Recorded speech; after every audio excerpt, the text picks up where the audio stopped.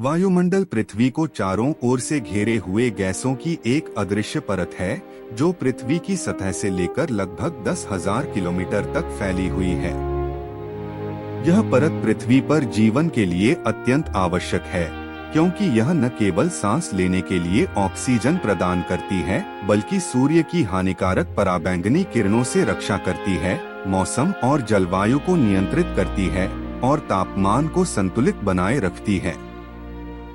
वायुमंडल पृथ्वी के गुरुत्वाकर्षण के कारण इससे बंधा रहता है और बिना इसके जीवन की कल्पना भी असंभव है।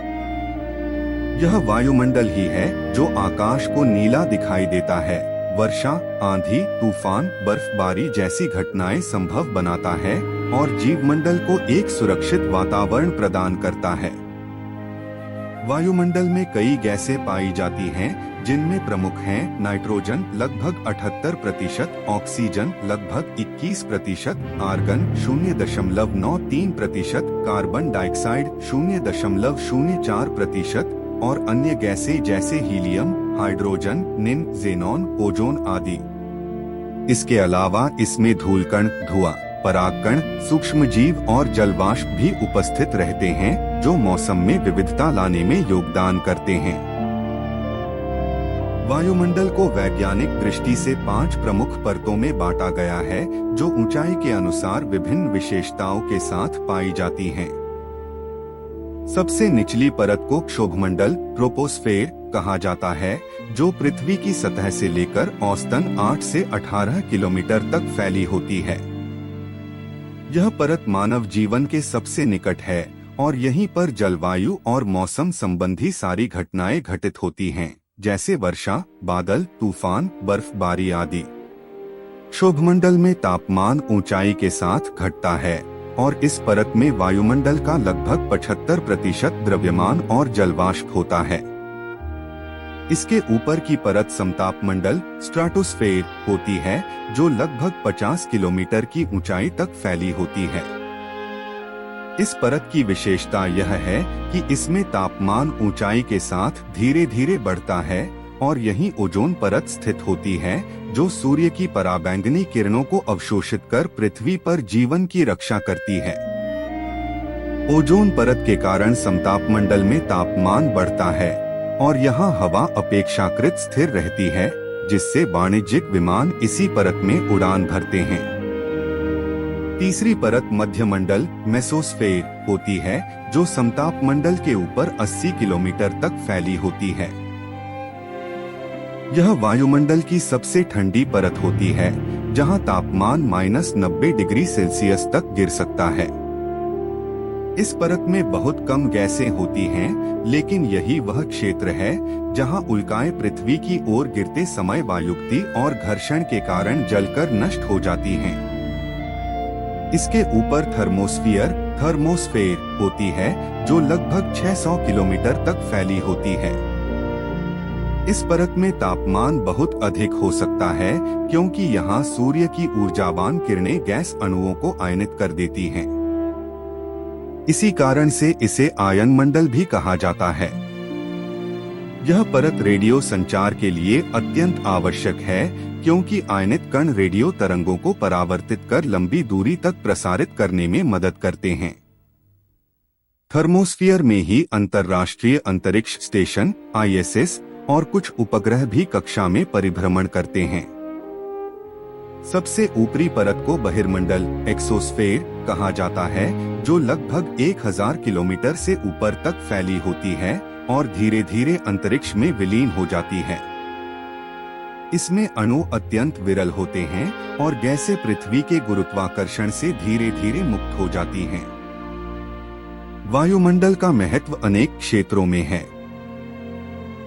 यह जीवों को जीवनदायिनी गैसें जैसे ऑक्सीजन, कार्बन डाइऑक्साइड आदि प्रदान करता है।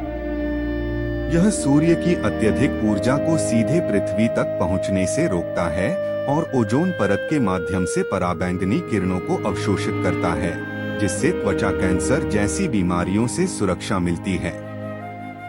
इसके अलावा वायुमंडल तापमान को संतुलित रखता है, जिससे पृथ्वी बहुत अधिक गर्म या बहुत अधिक ठंडी नहीं होती।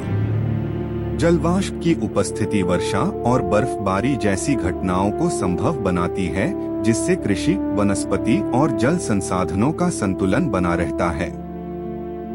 वायुमंडल की गति, हवाएं पृथ्वी के विभिन्न भागों में तापमान, आर्द्रता और मौसम को संतुलित करती हैं और महासागरीय धाराओं को प्रभावित करती हैं। आयनमंडल संचार के लिए अत्यंत उपयोगी है, क्योंकि यह रेडियो तरंगों को वापस पृथ्वी पर भेजकर लंबे फासले तक संचार संभव बनाता है। हालांकि आधुनिक युग में मानवीय गतिविधियों ने वायुमंडल को कई प्रकार की समस्याओं में डाल दिया है।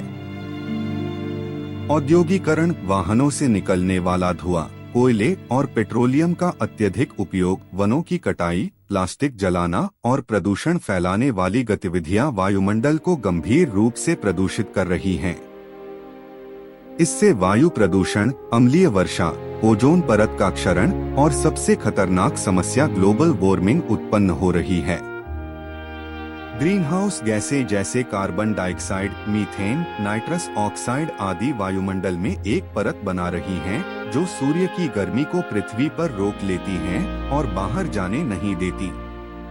इसका परिणाम यह है कि पृथ्वी का औसत तापमान लगातार बढ़ रहा है, जिससे ध्रुवीय बर्फ पिघल रही है, समुद्रों का जलस्तर बढ़ रहा है, मौसम चक्र असंतुलित हो रहे हैं और जीव जंतुओं की कई प्रजातियां विलुप्ति की कगार पर हैं। वायुमंडल के इस संकट से निपटने के लिए हमें जागरूक और सक्रिय होने की आवश्यकता है।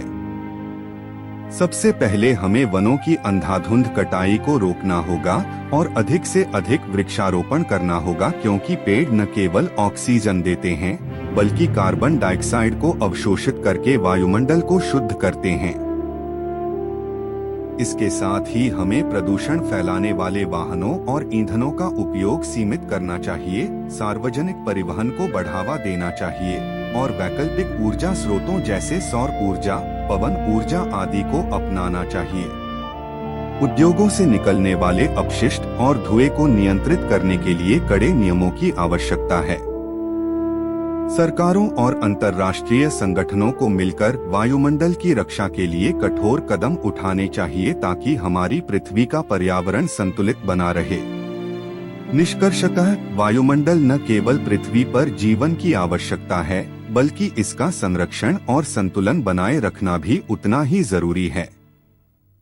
यह एक सामूहिक जिम्मेदारी है, जिसमें सरकार, समाज और प्रत्येक व्यक्ति की भागीदारी आवश्यक है।